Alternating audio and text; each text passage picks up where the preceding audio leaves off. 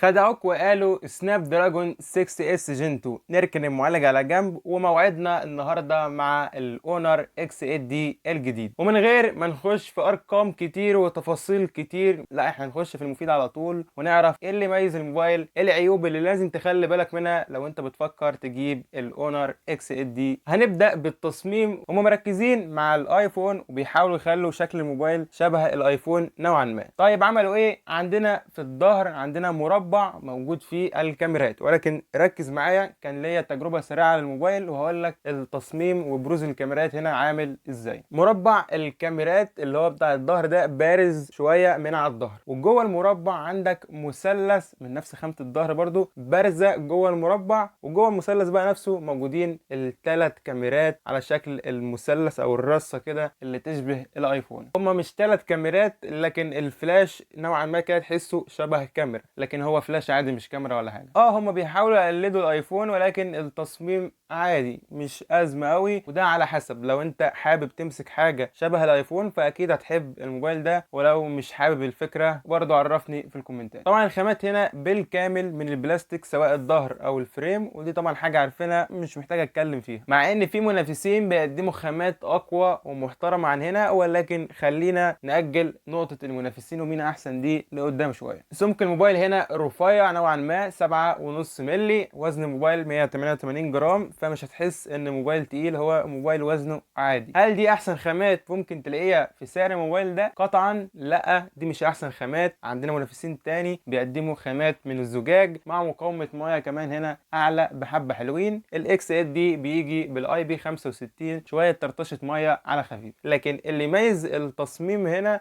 ان هو مقاوم للصدمات، يقدر يتحمل بعض الصدمات على ارتفاع 2 متر، وعادة موبايلات اونر اللي بتجيلك بشهاده قويه لمقاومه الصدمات اللي انا مش بحبها نوعا ما. انا بفضل طبعا ان يبقى في امكانيات للموبايل هي الكويسه، معالج كويس، خامات كويسه، احسن ما يبقى في مقاومه عاليه للصدمات وفي الاخر تقع على حساب المواصفات الاساسيه للموبايل. وهنروح للنقطه دي قدام. اما من قدام هنا عندك الشاشه بحواف قليله نوعا ما، عندك نسبه استحواذ هنا 89%، فمش هتضايقك يعني حواف الشاشه. الشاشه هنا اموليد بحجم كبير 6.77 انش، الوانها عاديه ومقبوله ومش هتضايقك، ولكن ما يميز شاشات اونر في الفئه دي او في اغلب موبايلاتها يعني معدل البي دبليو ام المحترم اللي هنا 3840 هرتز، وده اللي بيخلي عينك هي بتتفرج على الشاشه دي بتستخدمها لفتره طويله تبقى مرتاحه اكتر من موبايلات تانيه البي دبليو ام بتاعها بيبقى منخفض. ونروح للموضوع على طول، وهنروح لنقطه المعالج والكاميرات. المعالج هنا من كوالكوم السناب دراجون 6 اس جن 2،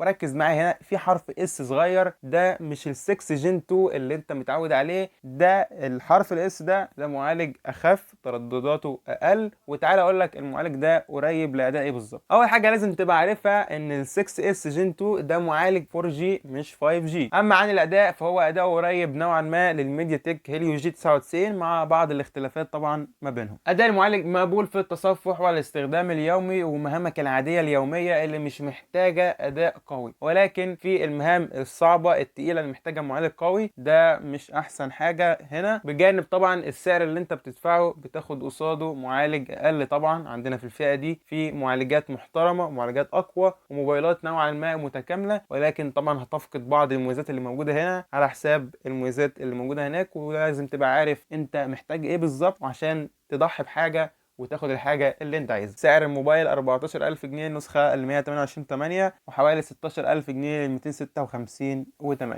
انت هنا بتخبط في موبايلين محترمين في الفئه دي، الجالاكسي اي 36 والفيفو في 16 5G. الاي 36 طبعا هتاخد معاه خامات من الازاز، خامات احسن، معالج اقوى لسناب دراجون 6 جن 3 مع مقاومه ميه اعلى اي بي 67، بجانب كمان انك هتاخد دعم الاي سيم. ولا تنسى ان احنا على بعد اسابيع من اطلاق الجالاكسي اي 37 الجديد، واللي طبعا هيبقى فيه تطورات احسن من هنا، ولكن انا بقارنك بالمتاح حاليا. وبالتاكيد هتاخد تجربه تصوير جباره مع الاي 36. ونرجع لكاميرات الاونر اكس 8 دي. عندنا كاميرا رئيسيه 8 ميجا بكسل داعمه للمثبت البصري او اس، وكاميرا تانية 5 ميجا بكسل وبسيلفي 16 ميجا بكسل. وكما انت اتعودت ومش محتاج حد يقول لك على النقطه دي ان الكاميرا مش قوتها تعتمد على رقم الميجا بكسل. تجربه التصوير اللي هتاخدها هتبقى عادية، لو انت مش بتصور كتير هتبقى مقبولة بالنسبة لك، ولكن طبعا من حقك ولازم تبقى عارف ان في الفئة دي برضو هتلاقي كاميرات احسن